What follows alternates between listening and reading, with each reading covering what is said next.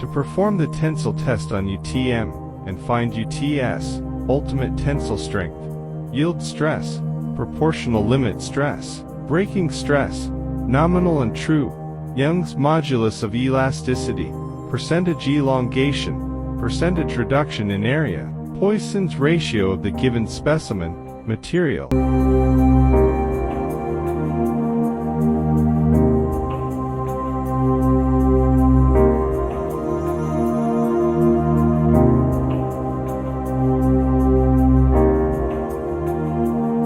Our topic is tensile test of ductile material.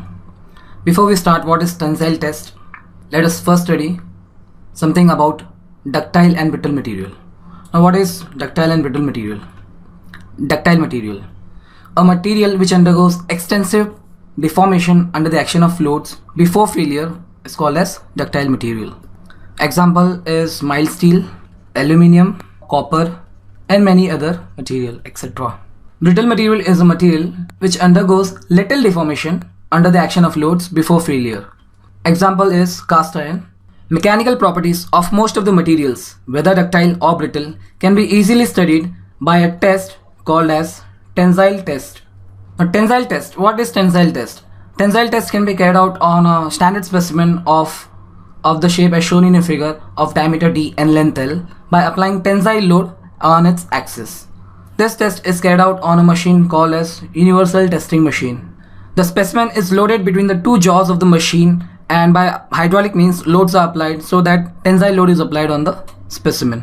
As the load are applied, we can measure the two properties.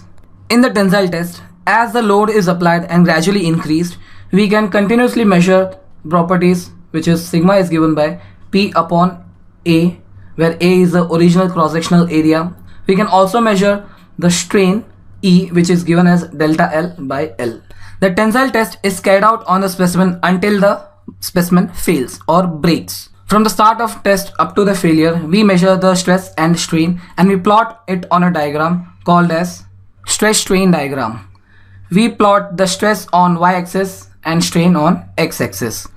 This curve is a typical stress strain curve for any ductile material.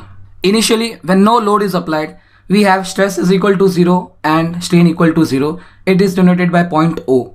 As the load is gradually increased, we see that the stresses is developed in the specimen and the specimen elongates as shown in a figure delta L.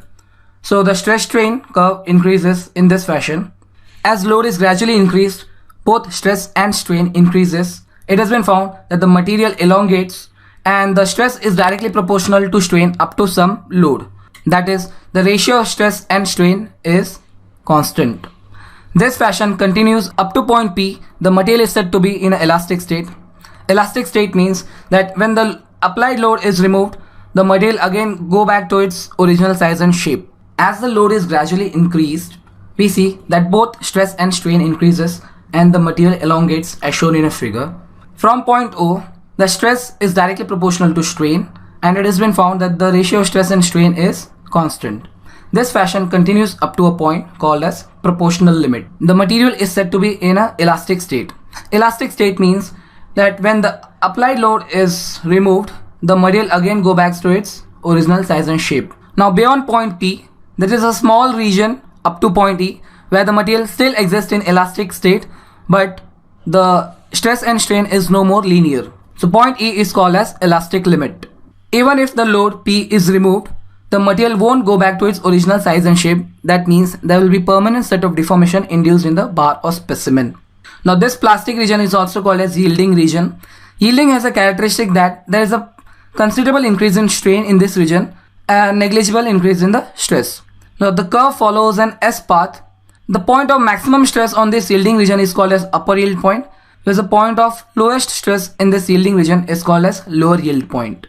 Upon further increasing the load beyond point Y2, there is a considerable increase in load for further straining, and this is due to the phenomena called as strain hardening.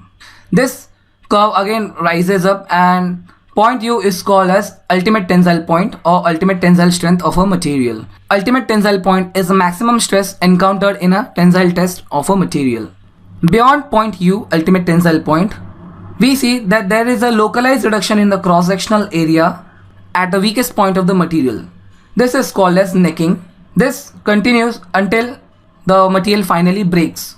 Now, due to the reduction in the cross-sectional area, the required load to further strain decreases and eventually the material breaks, that is, it breaks into two pieces. The failure which takes place for a ductile material is called as cup and cone failure, meaning that one piece of the broken specimen has a cup shape and another has a cone shape. So we see that up to point E, the stress strain curve is in the elastic region, whereas beyond point E, the stress strain curve is in plastic region. If we consider the ratio of the strain of the plastic region and strain of the elastic region, if we plot the stress strain curve to true scale, we'll find out that the strain or delta L of the plastic region and the delta L of the elastic region is such that the ratio of its deformation is in the range of 100 for most of the ductile material. With this, our topic is over. Thank you.